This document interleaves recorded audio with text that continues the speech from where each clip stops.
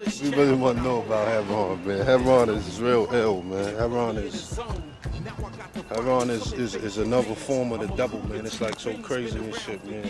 This is what you should have thought about. Every man dies. I want you to look at me, see the meaning in my eyes. You can't. Like I said, cats that went over there to fight the war, you know?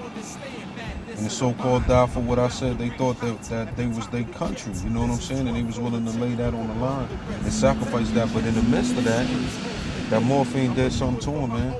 You know what I'm saying? And then when you look at the spots that they was going, it's similar to the spots that they in right now. Like how they bombing Afghanistan for that heroin that's over there. You know what I'm saying? But you got people that had no contact with heroin and went and fought a war and came back and they was fiends.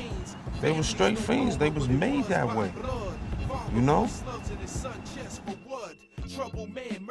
On his body right now, the ground that you're standing on. Donald Goins, that's the streets right there. You know what I mean? When it comes down to knowing what's going on in the hood as far as niggas picking up books and being able to read about a legacy that stretches beyond what niggas could really understand right now, Donald Goins is that man.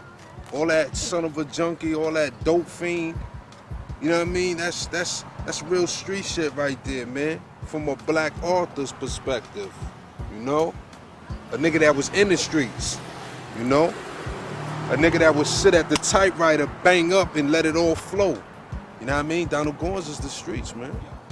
We recipients of a check system in the hood. First of the month, paradise, even hell good. But pride calls one of y'all to cross the line. This is the end. The one who gave everybody the game that they got right now, as far as rappers, in the content in which they spitting.